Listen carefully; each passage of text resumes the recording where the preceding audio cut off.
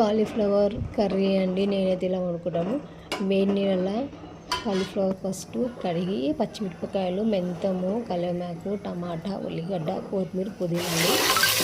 ఉల్లిగడ్డలు వేసి ఆయిల్లో మంచిగా డీప్ ఫ్రై అయ్యాక తర్వాత కొంచెం మెంతం వేసుకుంటున్నా. మెంతం వేసిన తర్వాత గోపు వేసేసిందండి. గోపు కొంచెం మగ్గిన తర్వాత దగ్గరికి అయ్యాక అందులోనే అల్లం వెల్లిగడ్డ,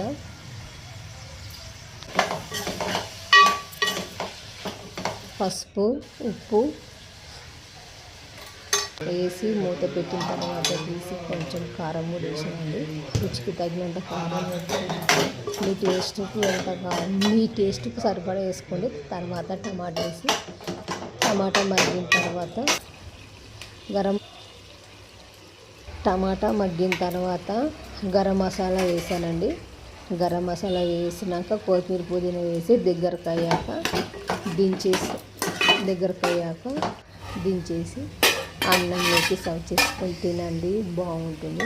నచ్చిన వాళ్ళు షేర్ చేయండి, లైక్ చేయండి, ప్లీజ్ సబ్స్క్రైబ్ కూడా చేసుకోండి. బాయ్.